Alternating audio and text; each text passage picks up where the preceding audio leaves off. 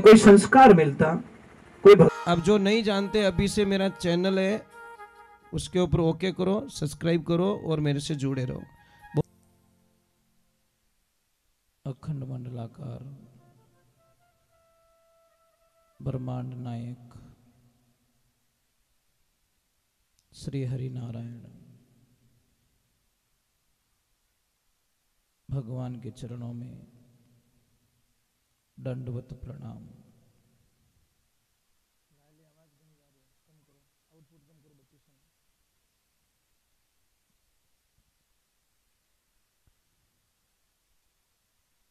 महाराज व्यास जी महाराज के द्वारा रचित, महाराज सुखदेव जी महाराज के द्वारा कथित श्री भागवत महापुराण को दंडवत प्रणाम। सर्व देवी देवता, ग्राम देवता और सभी कार्यकर्ता गण, सभी भक्तगण, सभी को दंडवत प्रणाम।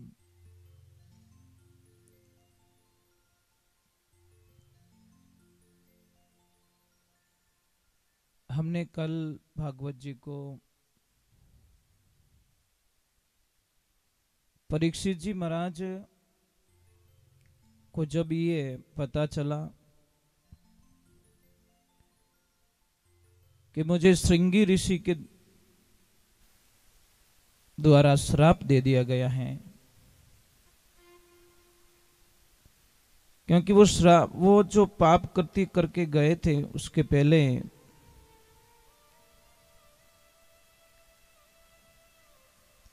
उनको पता चल गया। आपको पता है कि जब कोई आदमी गलती करता है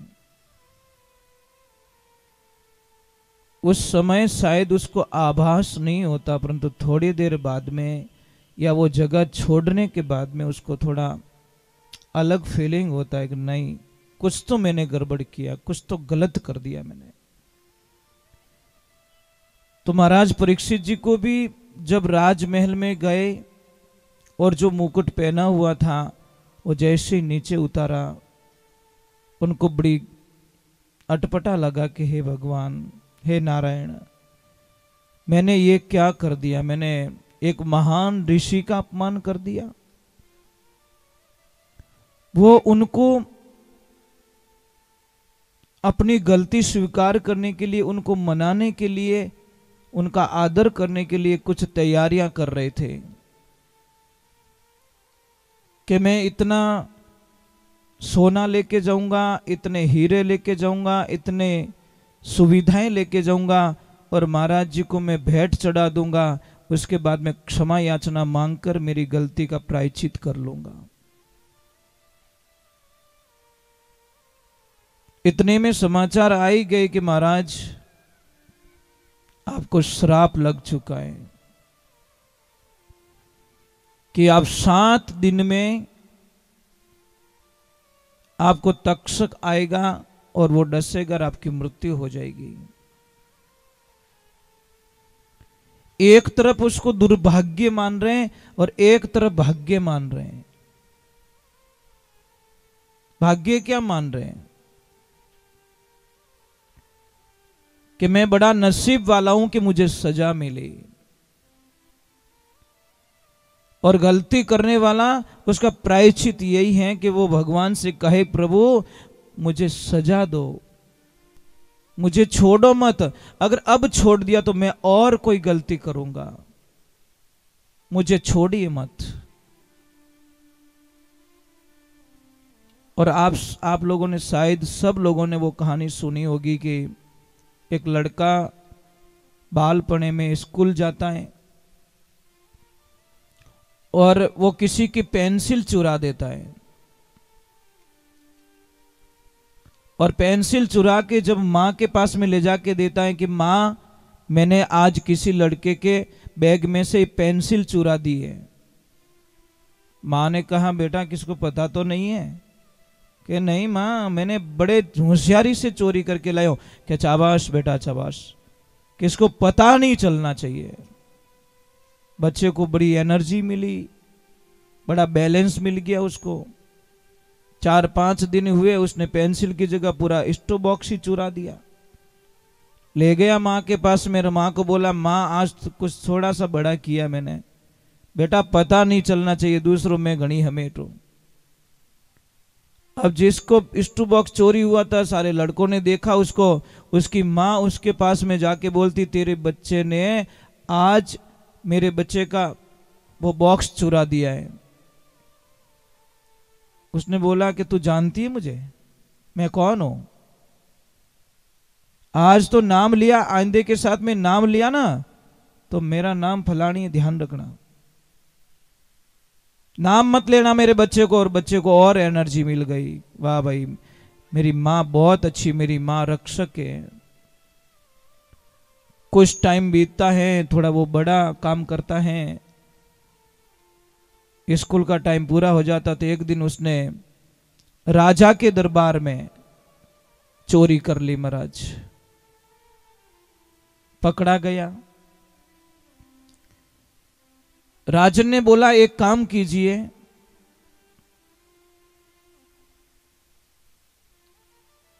इसको भरे चौराहे पे फांसी दो, जहां पे लोग सारे इकट्ठे होते हो, आने जाने का रास्ता हो, वहां पे फांसी दे दो इसको। तैयारियां पूरी हो गई। और आप सबको पता है कि फांसी पे चढ़ने वाले को एक अंतिम इच्छा पूछी जाती है। बोल तेरी अंतिम इच्छा क्या है? कि मेरी अंतिम इच्छा है मेरी मां का एक बार मुंह देखना चाहता हूं। सैनिकों को भेजा और जाओ इसकी मां को बुला के लेके आओ। मां दूर से विलाप करती आ रही है, रोती हुई आ रही है। आते ही मां रो रही, बेटा ये क्या हो गया? कि मां जो हुआ जो हो गया, एक बार मेरे गले तो मिल जा, लास्ट समय। और जैसे ही मां नजदीक आई, उसने उसकी मां के नाक को काट लिया, मतलब डाचू भर दियो, नाक रे नाक खाई गो। राजा ने बोला ये क्या कर दिया तूने? कि राजन, यहां तक पहुंचाने की, आज फांसी के ऊपर पहुंचा उनमें, ये सब मेरी मां की भूमिका है। इसने मेरे पहले दिन जब मैंने पेंसिल चुराई थी, उसी दिन अगर मुझे थप्पड़ जड़ दिया होगा, कुछ सजा दी होती, तो शायद मैं आज फांसी के फंदे पे नहीं चलता। तो एक बात ध्यान रखिए, अपने बच्चों की पक्ष में खड़े मत रहिए आप, सत्य के साथ में खड़े रहिए। सत्य क्या, जान तो लीजिए पहले। अपना बच्चा कभी गलत नहीं लगता किसी को। नहीं, मारो बेटो ताड़ो वे ही नहीं सके, आठ आंखों ने थारो बेटो ही घोटालो करियो सब। इसलिए अपने बच्चों के पक्ष में मत रहिए, पहले जानकारी लीजिए पूरी। सत्य क्या, अगर झूठ है तो उसको बोलो, सजा मिलनी चाहिए इसको। तो परीक्षित जी ने वही का अपनी वकालत की, अपने लिए खुद वकील बने और बोला नहीं परीक्षित, तुझे सजा मिल के रहेगी। तूने गुनाह किया है, महाराज के गले में सांप डाला है, महापुरुषों का अपमान किया है, तुझे सजा मिलनी ही चाहिए। इसीलिए खुश हो रहे थे कि मैं बड़ा सौभाग्यशाली हूं कि मुझे सजा मिल रही है। पर एक तरफ थोड़ा दुख भी हुआ कि सिंगी ऋषि को ऐसा श्राप नहीं देना चाहिए था, कुछ सजा दे देते। और पर देखिए जो कुछ होता है अच्छे के लिए होता है। अब सारा वृत्तांत पता चल ही गया, तो तैयारी जरूरी है, तैयारी तो करनी चाहिए ना। हमको पता चल जाए कि फलाने दिन आपके बेटे या बेटी की शादी, तो तैयारी करोगे कि नहीं करोगे? क्या यूं क्या होगा ब्याह वे इज्जती देखी जाए, आगे दिन कर ले सब तैयारी? नहीं नहीं नहीं नहीं, सारी तैयारियां पहले कर देते। तो अब महाराज परीक्षित जी ने बोला कि बस दिन तो सिर्फ 7 है, अब तैयारी मुझे कर लेनी चाहिए मेरी मृत्यु से मिलने के लिए।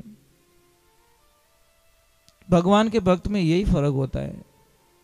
अज्ञानी लोग मौत से डरते हैं और ज्ञानी लोग मौत से डरते नहीं, क्योंकि उनको पता चल गया है कि हम बैठे कहाँ हैं, बैठे किस भूमि पे बैठे। हम बैठे मृत्यु लोक में, मतलब यहां पे मरना निश्चित है, कंफर्म है, इसमें कोई शंका नहीं है।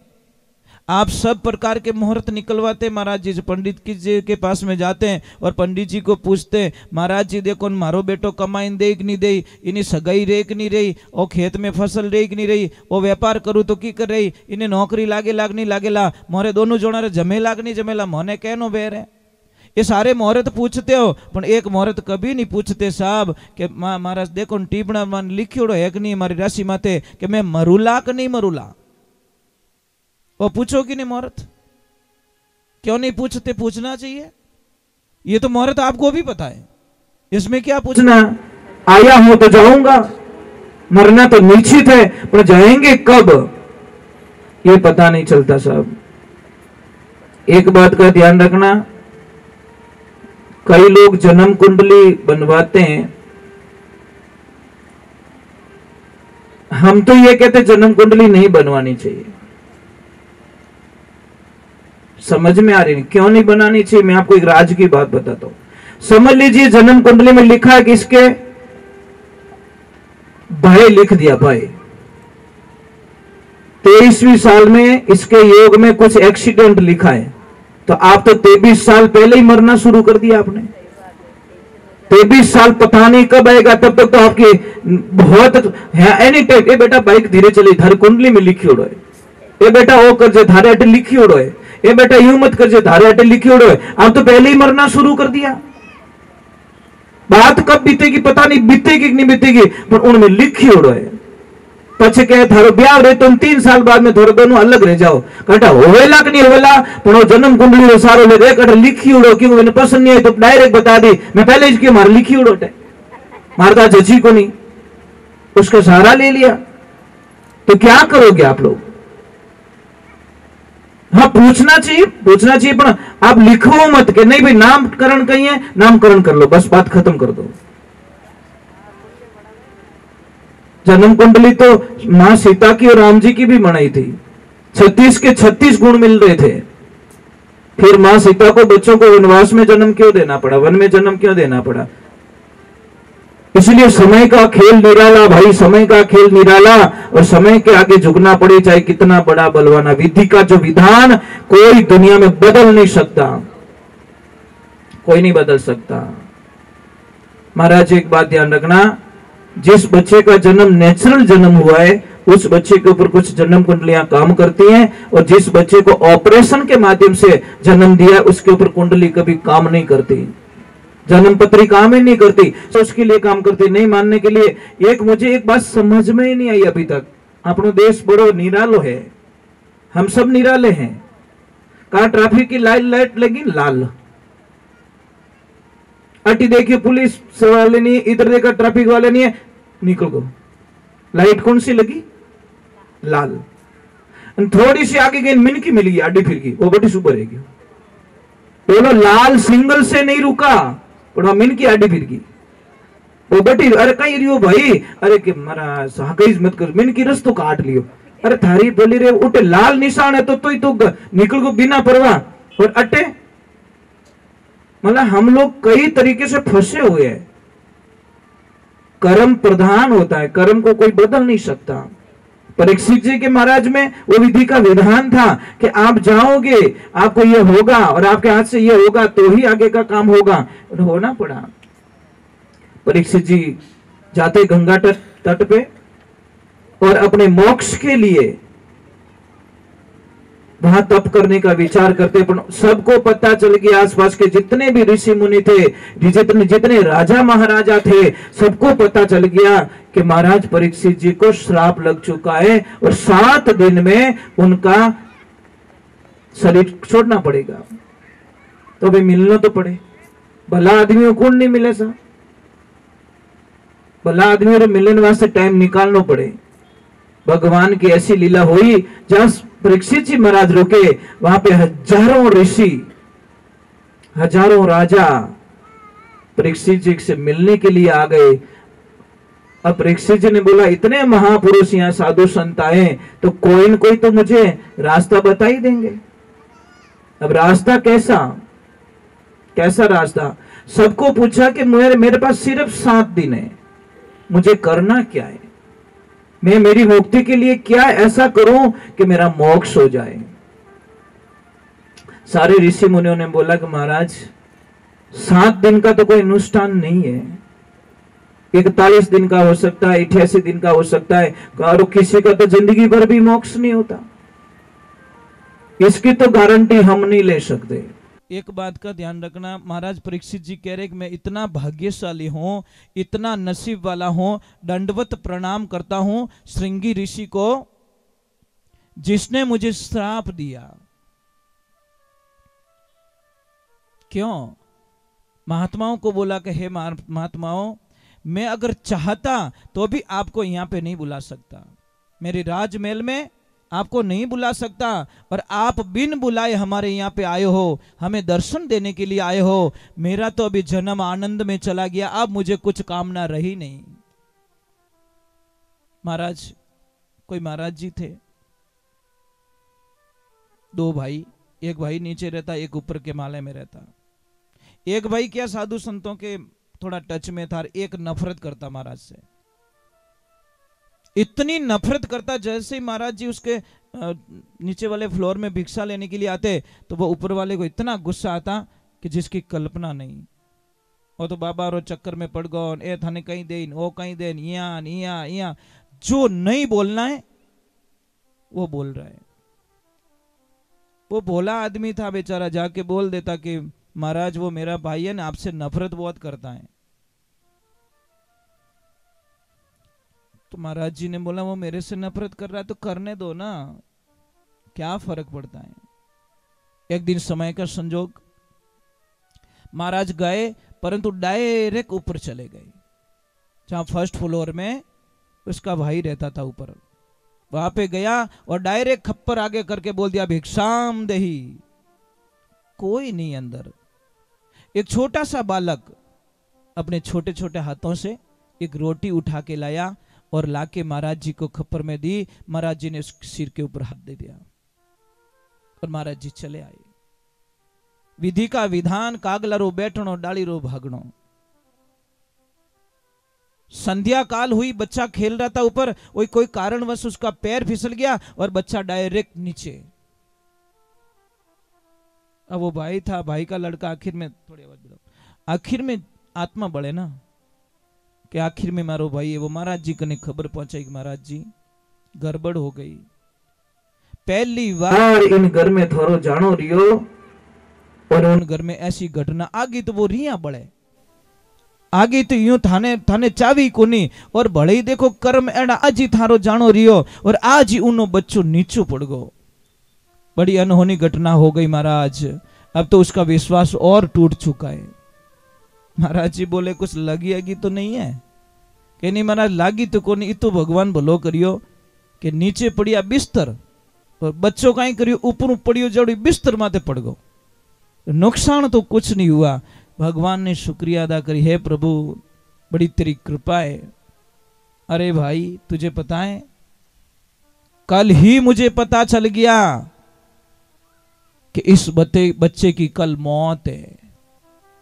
मैं जान चुका था सारा रहस्य कि ये बच्चा कल तक यमराज इसको लेके चला जाएगा, काल लेके चला जाएगा। इसलिए मैंने आव देखा ना ताव देखा और जाके बच्चे के सिर पे हाथ रख लिया और वो भार मेरे पे ले लिया कि मौत आएगी तो मेरी आएगी, पर बच्चे का बाल बांका नहीं होने दूंगा, चाहे वो मुझे ना चाहे, चाहे कुछ भी करे। यही तो संत की मौज है, यही तो आनंद है। कोई कितनी भी नफरत करे, कितना भी नेगेटिविटी रखे, पर संत हमेशा पॉजिटिविटी रखेंगे। इसलिए तो किसी ने लिखा, वाह वारे मौज फकीरा की, वो परवाह नहीं करते अमीरा की, वो मौज है फकीरा की। महाराज आनंद कुछ और ही होता है।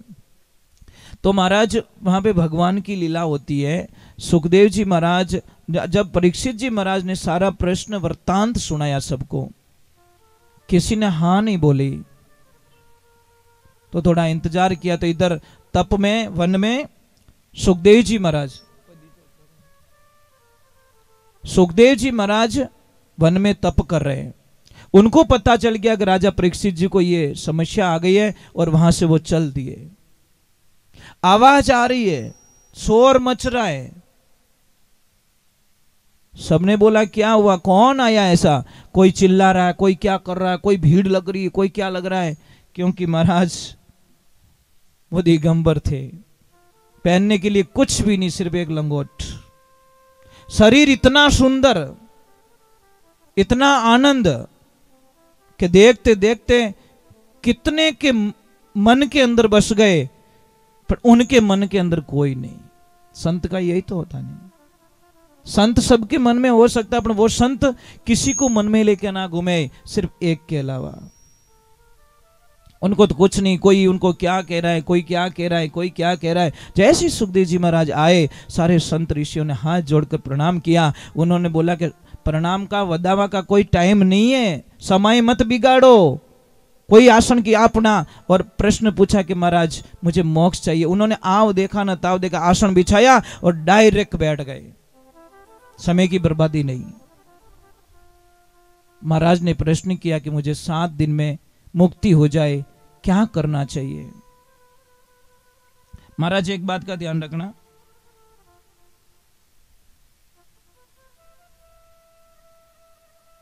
कोई महाराज जी थे, स्नान करने जाते रोज। एक वेश्या का घर रास्ते में ही।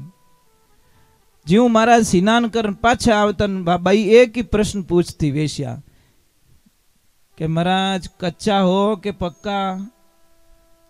महाराज कुछ नहीं बोलते, अपनी धुन में मस्त। फिर गए, फिर पूछते महाराज आप कच्चा हो कि पक्का हो। महाराज बोली को नहीं, आप धुन में मस्त।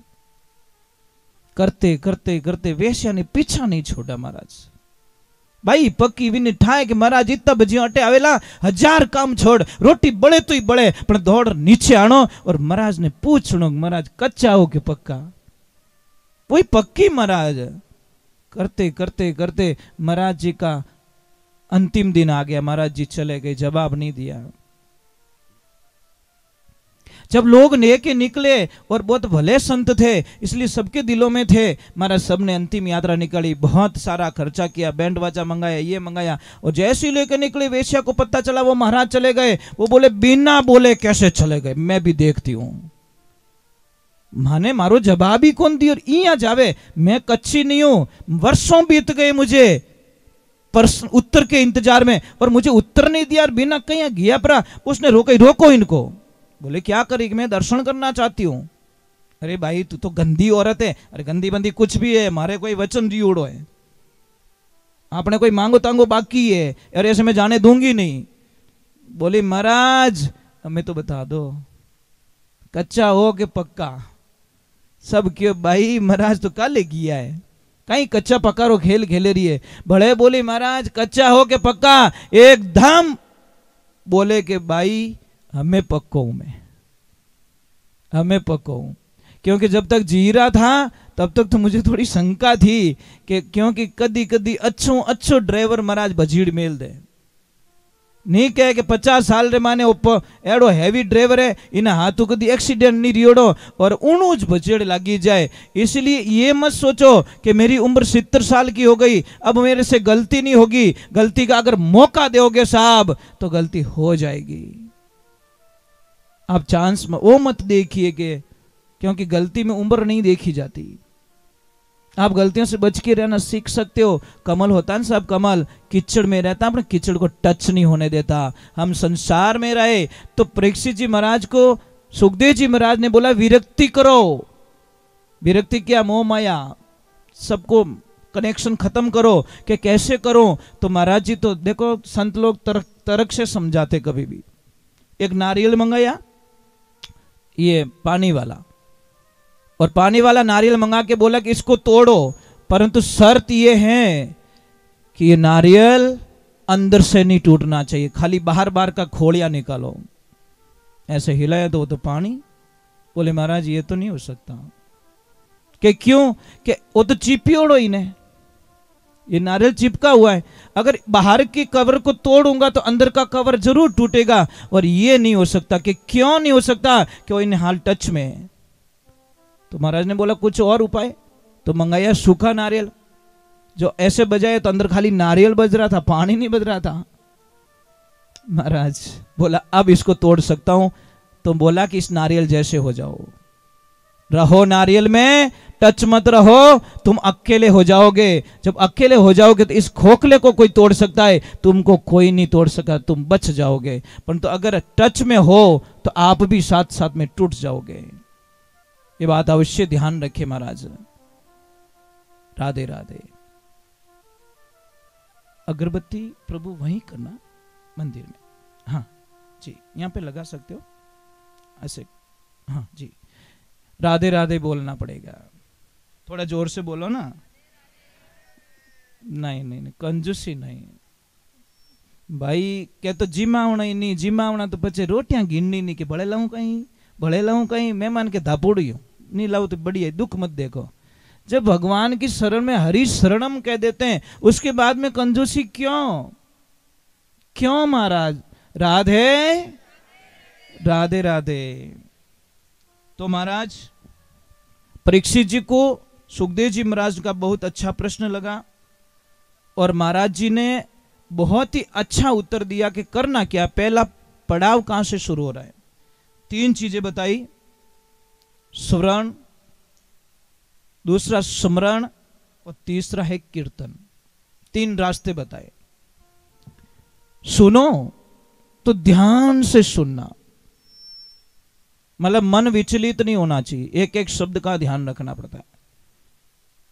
और पता है लॉटरी लगती है ना साहब, तो 1 नंबर गलत आता है तो लॉटरी खत्म हो जाती है, और 1 नंबर सही आई गोरे तो करोड़पति बनाए दे रोडपति ने। ये भी हमारी लॉटरी, ध्यान रखना। कौन सा शब्द आपके पास में आएगा और कौन सी नई जिंदगी स्टार्ट होगी आपको भी पता नहीं है और मेरे को भी पता नहीं है, ये तो भागवत जी जाने। तो पहले सो ध्यान लगा के सुनो। आप सोच रहे हो कि एक छोटी सी बात है, स्टैंड पे गाड़ी पड़ी है, गाड़ी तो पड़ी है पर ड्राइवर नहीं है। अब गाड़ी ने जान के भाई हाले को नहीं है, मने रावत बाटा जावणो, गाड़ी के माइलो है ही को नहीं, मने ले जाओ जो है ही को नहीं। एड्रेस तो साहब हम किसको बताते, ड्राइवर को बताते। गाड़ी रे चेपियों कोई गाड़ी बदले जान छोड़ने वाली नहीं है, ये ड्राइवर को। ये तन आपकी गाड़ी है, ध्यान रखना, और मन आपका ड्राइवर है। इस मन को समझाओ कि तू ही गाड़ी में बैठो रहे, शांति हूं, अट उठ भटक रो तो मत, फिर थारे भाड़ो आवे लई को नहीं, पच के धंधो नहीं रहे बैठो, आखो दिन रो तो फिर गाड़ी हुनी छोड़े। तो इस शरीर ने हुनो छोड़ रो, मन आगो पचो फिरेला तो थाने कोई फायदो मिलन आलो। देखो शरीर की पूर्ति के लिए ये मुख बनाया और यहां से पूर्ति होती है।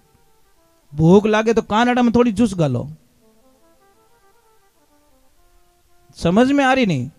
कानड़ा बंद कर पाचे मुंडो फाड़ो तो मारी आवाज सुनाई दे। तो रास्ते ही पूरा अलग दे दिया मन तक बात पहुंचाने के लिए।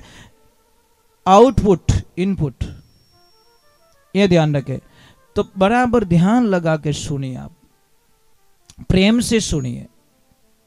दूसरा नाम स्मरण, मतलब उसको चिंतन करिए। आप बार बार रिपीट कीजिए, बार बार रिपीट कीजिए, बार बार रिपीट कीजिए।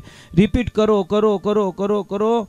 आपको पता है कि एक दिन दौड़ने वालो आदमी दूसरे दिन में बुखार आ जावे या हाथ पग दुखने लाग जावे, पर सेकंड डे भले दौड़े, थर्ड डे भले दौड़े तो પછી भी कोई तकलीफ नहीं आवे।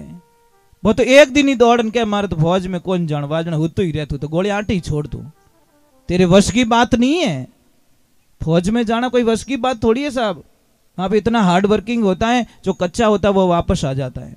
और तीसरे नंबर बताया कीर्तन, कि आप खूब कीर्तन करो, आनंद लो। कलयुग केवल नाम आधारा, सुमिर सुमिर नर भव उतरे पारा। कीर्तन कीजिए, आप गाइए, कैसा भी गाइए। आवे चढ़ो ही भगवान रो भजन गावो, जैसो आवे बेड़ो ही गावो, पर गाणो चाहिए। कई लोग तो शर्म करे कि मारू कहीं गाव नहीं आवे। तन गाव नहीं आवे तो हाका करनी तो आवे। तू राम राम मत बोल, तू मरा मरा ही बोल, कुछ तो बोल बेटी रे बाप की, तू बोल कि महाराज मरा मरा तो ऊंधो हो जावे। तो भाई तू खेत रे माने बीज रा दाना छाटे, जने दाणो चेक करे कदी के उल्टो पड़ियो कि सीधो पड़ियो, कदी चेक करो, कदीश नहीं करो। पण वो उगे कि नहीं उगे, भाई छाटियो जने तो उग्यो ना, वो तो क्या छाटू ही कोन नहीं। वाने लावा ले ले भक्ति रा टोली पर धूड़ो लाइन लाडू बनान खाई ले, तार लाटा एड़ी आई भाई। ओ की कोनी तो पावो की कोनी। महाराज आप राम जी रो नाम भौंको टेडू ले ले हरि भजन करते रहो करते रहो करते रहो करते रहो। आखिर में महापुरुषों ने भी बोला कि राम नाम रटते रहो जब लक घट में प्राण, अरे कबूक दीन दयाल के भनक पड़ेगी कान। कदी तुम्हारो हेलो सुनेला सांवरो, कदी तो सुनी महाराज। हिम्मत नहीं हारना चाहिए, हिम्मत नहीं हारना चाहिए। आपसे कुछ नहीं होवे तो भी बस राम जी ने अगरबत्ती नहीं करो, पूजा पाठ नहीं करो तो कुछ नहीं, प्रभु ठीक हो ना। आते भी राम जाते भी राम, आते भी राम जाते, आखिर भगवान के तंग कर दियो। मैं तो किन की देनी ही पड़ी ने, पर एक दिन ही 12 महीना 5 साल में एक बार रामा सामा करो ना, अगर गिनाई थी नाराज बेटे बाप इतना कहीं इजी रिया, तो वो तो जगत का रखवाला है। जब अपना ये लोग ही नाराज हो जाए महाराज, इस शरीर के लिए हम कभी अहंकार न करें। शरीर की कोई परिभाषाएं नहीं होती, कितने दिन चलेगा कोई ठिकाना नहीं है। मैं आपसे एक प्रार्थना कर रहा हूं, आपका जीवन है, आपका जीवन 2 तरह का है। सबसे पहले कोई आदमी यहां से लकड़ी लेके जा रहा है, भाई यहां पे भंडारा चलता है, तो भंडारा वालों ने बोला कि भैया संध्या काल हो गई है और भंडारे में यहां पे धुने पे लकड़ी खत्म हो गई है। एक काम करने, तेरी बड़ी कृपा हो जाएगी, आधी लकड़ी तू मुझे दे दे, आधी लकड़ी तेरे घर पे ले जा। तो वही बाबा का कोई परम भक्त था, महादेव का भक्त था, उसने देर नहीं की, लकड़ी को काटा, आधा पकड़ा दिया धुने पे और आधा लेके चला गया घर पे। लकड़ी कितनी? 1। भाग कितने हो गए? 2। एक पहुंची घर पे और एक पहुंची धुने पे। अब दोनों को अग्नि मिली है साहब, दोनों को अग्नि मिली है। घर के चूल्हे में भी अग्नि मिली और धुने पे भी अग्नि मिली, पर देखिए दोनों का वर्चस्व पूरा धरती आसमान का फर्क हो गया। जो लकड़ी धुने पे जलाई गई, जो लकड़ी चूल्हे में जलाई, उनो बनियो रखोड़ो, कहीं बनी राख बन गई, और जो लकड़ी धुने पे जलाई उनी बन गई बबूती, केसर बन गई महाराज। सिर्फ एक थोड़ा सा रास्ता चेंज किया उसने, एक गई मंदिर, एक गई गर्रा चूल्हा में। समझ में आ रही कि नहीं आ रही? तो आपका जीवन है। मैं ही नहीं कहता कि मंदिर पे आके बैठ जाओ, हम ये कभी नहीं कहेंगे। आप तो घर पे भी कीर्तन करने का आइडिया बताता हूं, आप घर पे लगा दो, रसोई में बर्तन धो रहे हो साथ साथ में गाओ, बज रहा है घर पे। पण ए टाबरिया लगावण दे तो टाबरा ने सीजे फिल्म। कोई भी बच्ची ने मां काम बढ़ा दे, बेटा वो काम कर ले तो प्लीज मम डोंट डिस्टर्ब मी, मम्मी मने डिस्टर्ब मत कर, मारे फेवरेट सीरियल आ रही है, क्योंकि बर्बादी इनू लिखी जी मारी। अगर ये नहीं देखूंगे तो मैं आगे बर्बाद कैसे होंगी? अरे बेटी रामायण देख लेती, तने कोई संस्कार मिलता, कोई भगवान का भजन सुन लेती, थारा विचार गंदा विचार नेगेटिविटी में पॉजिटिविटी में आ जाता। कौन कहते महाराज नहीं हो सकता? सब कुछ हो सकता है। एक आदमी राजमहल में काम कर रहा है, राजमहल में एक दिन झाड़ू निकालते निकालते उसकी नजर अचानक ऊपर झरोके में चली गई, और जैसे ही देखा तो वहां पे राजकुमारी खड़ी भगवान को निहार रही थी, सूर्य नारायण को निहार रही थी, सूर्य भगवान को जल चढ़ा रही थी। जैसे ही देखा तो वो झाड़ू यहीं पकड़ी रह गई, वहीं देख तो ही रह गयो, क्योंकि उसने ऐसी सुंदर स्त्री कभी देखी नहीं। अब उन दिमाग ही काम करना छोड़ दियो। वो बोलियो, ए भगवान इतनी फूटरी, इतनी सुंदर, अगर ये लड़की एक रात के लिए मेरी पत्नी बन जाए तो मेरा जीवन धन्य हो जाएगा। पर बने कहां राजा भोज, कहां गंगू तेली। परंतु महाराज मैंने बोला चिंता, चिंता होती है नहीं, वो तिल तिल मारती है। स्लो स्लो स्लो मीठा जहर कहते हैं हम उसको, धीरे धीरे धीरे इंसान के खत्म कर देती है। अब वो घर पे गया तो खाना नहीं खा रहा, नींद नहीं आ रही उसको, बात नहीं कर रहा ठीक से किसी से, सबके ऊपर गुस्सा गुस्सा चिढ़ना। वहां पे भी अटू झाड़ू निकल जाए तो बटू निकली को नहीं, जटू काटनो जटू नहीं काटे, जटू नहीं काटनो बटू झाड़ू काटे। उसके दिमाग में राजकुमारी। कुछ टाइम हुआ, देखो पत्नी होती है ना साहब, आदमी की आंखों को देखकर पता कर देती है हमारा पति सुखी है कि दुखी है। उसकी लक्ष्मी सत्संग में जाने वाली थी, भागवत सुनने वाली थी, भगवान की पूजा पाठ करने वाली थी। उसने बोला पतिदेव कोई भी मन री बात रे तो मैंने बताओ, मैं गुस्सो नहीं करूं। कि सच में नहीं करेगी कि नहीं, कि मारा मन रे माने वह राजकुमारी बस गई है और मैं उसके बिना जी नहीं सकता। वो सिर्फ एक रात के लिए मेरी पत्नी बन जाए तो मैं कभी जीव सकूं, नहीं तो मैं कुछ ही दिनों में मरने वाला हूं। पत्नी ने बोला कोई बात नहीं, ठीक है, मैं कोशिश करती हूं। या तो पचे मौत रो निमंत्रण पत्रिका आई है या पचे कट काम हो गई है। अब वो महाराज सुबह का टाइम गई राजमहल में और बोला राजकुमारी से 2 बात करनी है। दासियां लेके गई, रोने लगी, हे राजकुमारी जी, मेरा सुहाग बचाना या नहीं बचाना आपके हाथ में। राजकुमारी बोले मैंने क्या किया? कि कुछ नहीं किया, आपको जो रोके में मेरे पति ने देख लिया और आप उसके दिमाग से बिल्कुल नहीं निकल रहे हो, तो क्या करूं मैं? कुछ नहीं करना है। वो बोलते कि एक रात के लिए आप उसकी पत्नी बन जाओ। राजकुमारी हंसने लगी। वो भी भगवान की भगत थी महाराज। भगवान का भगत यूं तो काम सॉल्व करिया करे, अनाड़ी होती तो तलवार मंगाती, बुल्ला इनमा तो बढ़ा देती महाराज। उसकी औकात क्या जो मेरे सामने देख लिया? मेरा चेहरा उसने कैसे देख लिया? पर वो बड़ी गहरी थी महाराज। एक ध्यान रख, जो गहरो आदमी रहे ना वो 1000 गालियां सुननी, एक पाछी गाल नहीं बोले। गहरे आदमी की परिभाषा बताता हूं। और ओछो आदमी ने एक कह दो जो 50 हाटे गालियां पाछे मिल जाएगी। फर्क है तो सब्जी बता रही है। राधे राधे राधे राधे महाराज, क्या बात है, दर्शन दे ही दिया आपने। अरे प्रभु दर्शन तो आपके होते। जय श्री राम। बधाई, बहुत बहुत अभिवादन आपका, बहुत स्वागत भागवत जी में। देखो 2 दिन से साहब जी कल भी हाजिरी लगा के गए थे और आज भी हाजिरी लगाने के लिए पधारे। भाव बिना नहीं आया जा सकता। सब चेयर लगा दीजिए। भाव होते हैं ना, भाव कहीं पे भी खींच के ले जाते हैं। अब वो भगवान की कृपा हुई, वो प्रार्थना कर रही, तो वो क्या सत्संग सुनने वाली थी राजकुमारी, भगवान की कथा करने वाली थी, भगवान को मानने वाली थी। उसने बोला ठीक है, भेज दो उसको, मैं तैयार हूं। अब वो तैयार हो क्या आया? आपको पता है कोई बोल दे तेरी लॉटरी लग गई तो बिनु चेहरा 1 सेकंड में चेंज हो जाए। कितना ज्यादा वक्त नहीं लगता, 1 सेकंड में उसके चेहरे पे कुछ नूर आ जाते हैं, हंसी आ जाती है। भगवान की कृपा हुई। वो जैसे ही गया तो उसको बोलो नीचे मत बैठिए, आप ऊपर बैठिए, आप मेरे पति के रूप में यहाँ आए हो, स्वागत है आपको। जिस थाल में राजा भोजन करते उस थाल में उसको भोजन करवाया गया और उसको पूछा गया कि अब बोले आपकी क्या इच्छा है? कि बस मेरी पत्नी ने आपको बता दिया कि कोई बात नहीं, मैं भी एक प्रार्थना करना चाहती हूँ आपसे। कि क्या? बोलिए। कि मैं 1 दिन के लिए पत्नी बनना पसंद नहीं करूंगी, तो कि मैं जीवन भर आपके साथ में रहना चाहती हूँ, मतलब पूरा जीवन ही मैं आपको देना चाहती हूँ। वो बोला हे भगवान, मैं सोचो 100 रुपया मिले, यहाँ तो अरबों की लॉटरी लग गई। आंधो मारे अडंगा, आंखें रही फोड़ाटे, दोनों आंखें रोशनी मिल गई। तो अब वो इतना खुश हो गया तो बोला कि देखो मेरी एक प्रतिज्ञा, राजकुमारी देखो कितना तर्क से समझा रही है, ज्ञानी पुरुष।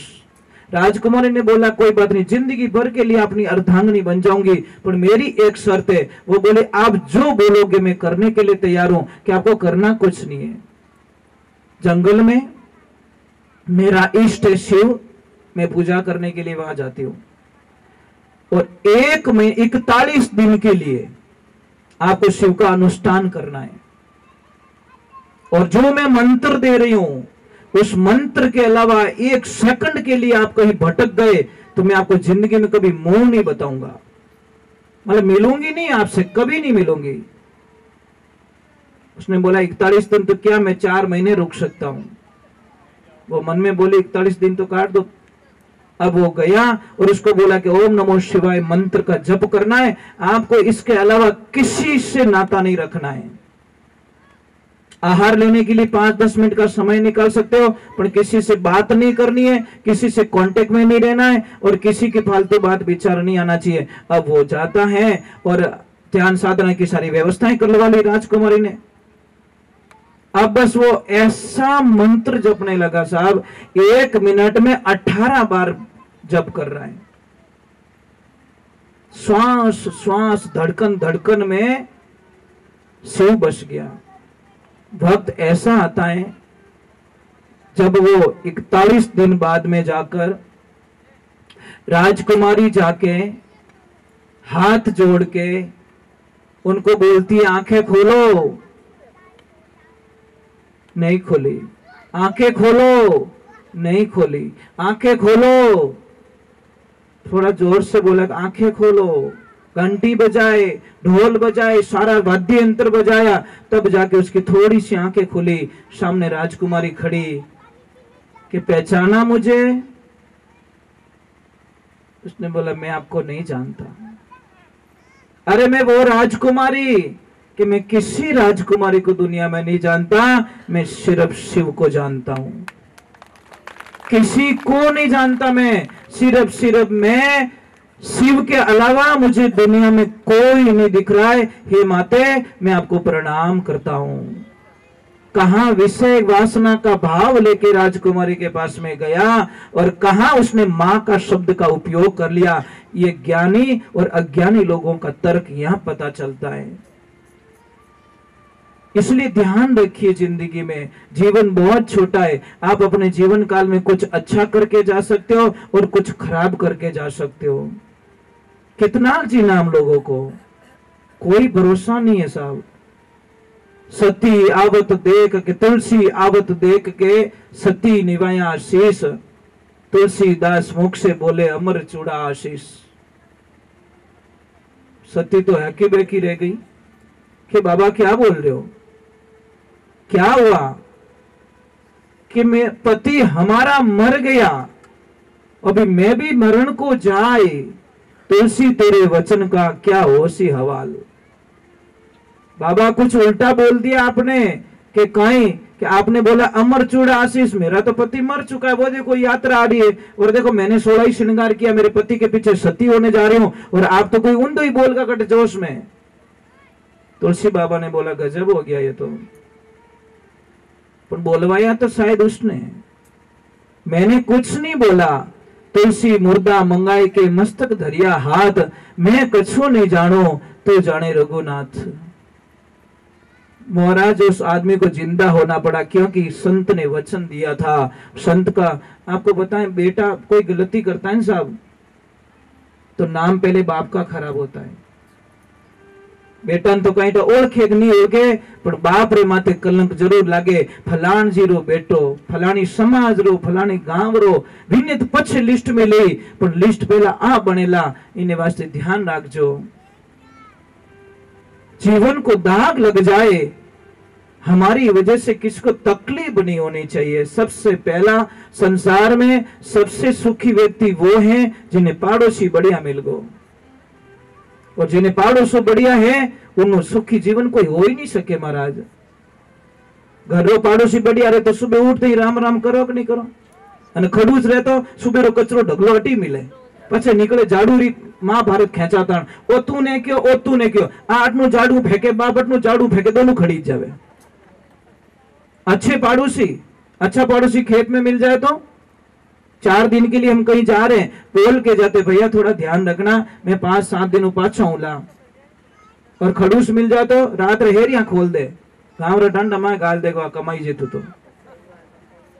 और दुकान पे पड़ोसी अच्छो रहे तो वाह भाई। 5 मिनट कहीं जाते तो बोलते शेर जी ध्यान रखना, ग्राहक आई तो रोकना, और वो रोक के रखता भैया 2 मिनट रुको ना आ रहे हैं। खड़ूस रहे तो कि नहीं नहीं वो तो शेर जी तो कोटा की ओडम गया करे रावत भाटा।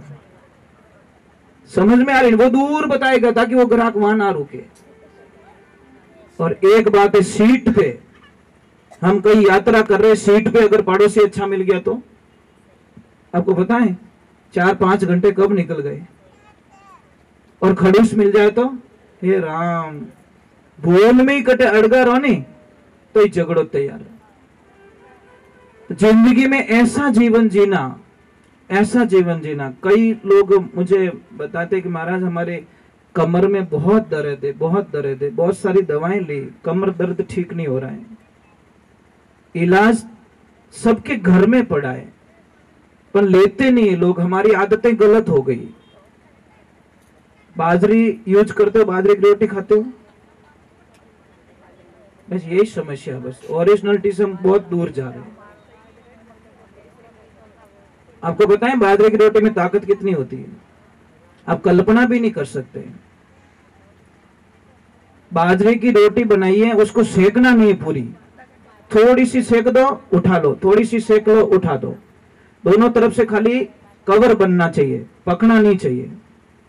और जहां पे भी आपका कमर दर्द हो रहा है, किसी का भी, वहां पे उस बाजरे की रोटी को बांध दो। पहले टच करना बॉडी को भी, हाँ गर्म नहीं लग रही है, बराबर है। देखो आप कल्पना नहीं कर सकते कि 10-15 रुपए में हमारा कैसा इलाज हो रहा है। और आपको पता है घुटनों में दर्द होता है ना, घुटनों में ये जो चूना आता है ना खाने वाला, इतना सा चूना लो, खाना खाने के बाद में पानी में डालकर 1 गिलास पानी में डेली इतना सा चूना लेकर हमेशा पीना स्टार्ट कर दो, आपके घुटनों का दर्द गायब हो जाएगा। ये कोई मजाक नहीं है, आप प्रमाण कर लेना। किसी को कितना भी जॉइंट हो रहा है, कहीं दर्द हो रहा है, आप कोई तेल से मालिश मत करो, सिर्फ तिल के तेल से मालिश करो। और आपको विश्वास नहीं है, कल प्रयोग कर लेना। मेरी बात पे विश्वास बाद में करो, पहले प्रयोग करो। मैं बताऊं, 10 बर्तन ले लेना आप, मिट्टी का बर्तन लेना, पत्थर का बर्तन लेना, या पत्थर के बर्तन ले लेना 10, जिसमें अलग अलग तेल भर देना आप।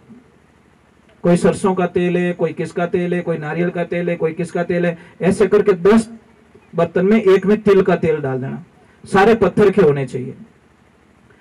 1-2 दिन बाद में देखना, जिसमें आपने तिल का तेल डाला, वो पत्थर का जो बर्तन होगा ना, वो नीचे से पूरा गीला मिलेगा आपको।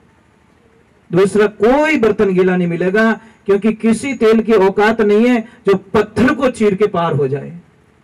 सिर्फ ये तेल शब्द कहां से शुरू पता है? सिर्फ तिल से। तेल शब्द पहले था ही नहीं, तिल से ही तेल शब्द शुरू हुआ। तो हम लोग क्या करते हैं कि रिफाइंड खा रहे हैं, और रिफाइंड में थोड़ा प्रॉब्लम्स होती है साहब। रिफाइंड मत खाइए आप, भले महंगा पड़े, तिल का तेल महंगा पड़े, आप लीजिए, तिल लीजिए, खरीद लीजिए, भले 200 को 300 रुपया देना पड़े, ओरिजिनल तो खाओ। हम खाते नहीं। किसी भी बच्चे की अगर हाइट नहीं बढ़ रही है, आप देसी गाय माता का दूध लीजिए, दूध लेने के बाद में 100 ग्राम दूध ले लीजिए, उसको शाम के टाइम में गर्म करके दही बना दीजिए, सुबह में वही दही कटोरी में लीजिए। पर ये ध्यान रखें, लोहे के बर्तन में उबालना पड़ेगा दूध को। मैंने कल एल्यूमिनियम के लिए मना किया, मैंने समझ में आई नहीं, एल्यूमिनियम बर्तन यूज नहीं करोगे आप, क्योंकि वो मिलता नहीं है, तत्व नहीं मिलता उसको। लोहे के बर्तन में गर्म कर दो या मिट्टी के बर्तन में गर्म कर दो। गर्म करने के बाद में सुबह में दही बना दीजिए। बनाने के बाद में इतना सा दही लीजिए और इतना सा चूना, जो खाने वाला चूना, उसमें डालकर बच्चे को खिलाना स्टार्ट कर दीजिए। आप कल्पना नहीं कर सकोगे बच्चे की बुद्धि का विकास इतना क्यों हो गया। कई लोग हमारे पास में आते हैं कि महाराज हमारा बच्चा कहना नहीं मानता, हमारा बच्चा जिद बहुत करता है, हमारा बच्चा आलसी बहुत है, हमारे बच्चे को हमारी कदर नहीं है। तो हम एक प्रश्न करते, भाई दूध किसका पिला रहे हो? बोलते भैंस का। तो फिर राम राम, ठीक है, इसका इलाज हमारे पास में नहीं है। कारण बता लेता हूं। एक अनजान गाय को, देवियों आज काम करना, अनजान गाय, जिस गाय को आप जानते नहीं हो, आप भी कर लेना, उसको एक रोटी और इतना सा गुड़ दे देना, टाइम लिख देना कि इतने बजे मैंने इस गाय को रोटी दी। सेकंड डे बिना बताए वो गाय वहां पे आ जाएगी, उसी टाइम पे आएगी। और भैंस को बादाम का हलवा खिला देना, चली जाएगी भैंस। घर पे मालिक इंतजार कर रहा है, और जैसे ही उसको कीचड़ मिलेगा, वो मेकअप कराने के लिए ब्यूटी पार्लर में घुस जाएगी। कीचड़ में घुस के वापस निकलेगी। उसको मालिक से, बच्चे से कोई लेन देना नहीं है, उसको कीचड़ चाहिए। जिसकी बुद्धि ही कीचड़ में आनंद में लेती हो, वो कैसे हमारी शुद्धता हो सकती है। दूसरे नंबर, अब एक बछड़े को छोड़ना, भैंस के बछड़े को 10 भैंसों के बीच में 8 भैंस की लात खाएगा ना, तब उसकी मां मिलेगी उसको। और गाय के एक बछड़े को 100 गाय के बीच में छोड़ना, विथिन 2 मिनट में उसकी मां को ढूंढ निकालेगा। वो कोई गाय रे नीचे जान नहीं पड़े, वो डायरेक्टली उसकी गाय माँ को ढूंढ देगा। अब भैंस रो दूध पिए ना, अब रो टबर आप जिद करे तो करेला, में कोई शंका नहीं है, गाय का दूध पिलाओ। तीसरे नंबर भैंस के बच्चे को देखना, जैसे ही भैंस का बच्चा दूध पीता एक तरफ जाके सो जाता है, आलस आता है उसको, फैट ज्यादा होता है ना, दूध जितना पतला होगा उतना गुणाकारी होगा। ये ध्यान रखने की बातें होती है। हम पतले दूध को कमजोर मानते, पतला दूध कमजोर नहीं हो सकता, पतला दूध ताकतवर होता है और होता गाय का, इसलिए उसको अमृत का रूप दिया गया। अब देखिए वो बछड़ा जाके सो जाएगा, पर गाय के बछड़े को देखिए, जैसे दूध पिएगा अपना चेंज करेगा और पूंछ लो ऊंचो करी और भाग दौड़ स्टार्ट। ठीक साहब, धन्यवाद, बहुत बहुत साधुवाद आपको। पधारते रहिए, दर्शन दीजिए। आज तीसरा दिन तो हो गया, अभी 2-3 दिन के और मेहमान है हम लोग। जय श्री राम, जय श्री राम। तो ये गाय की महानता है महाराज, गाय का बछड़ा आलस नहीं करता। और एक बात और बोल दूं आपको, जैसे कि भैंस गाय जिस दिन बच्चे को जन्म देती है ना, आज ही हमारे आश्रम पे गैया मैया ने बछड़े को जन्म दिया। आज अभी फोन आया था सुबह सुबह कि एक माँ ने बछड़े को जन्म दिया है। तो जहाँ पे बछड़े को जन्म देती नहीं, वहां की जो गीली मिट्टी होती है वो खराब नहीं है, वैसी पवित्र दुनिया में कोई हो नहीं सकती, पर उसको हम गंदी मान लेते हैं, दौड़ डाल देते हैं, उसको हटा देते हैं। जहां पे गाय बछड़े को जन्म देती है उस मिट्टी को उठाइए आप, गीली गीली मिट्टी को, और अपने घर पे जाके चौका दीजिए, देखो आपके कितनी समस्याएं खत्म हो जाएगी। आप कल्पना भी तो नहीं कर सकते। चलो भगवान के चरणों में बोलिए शंकर भगवान की।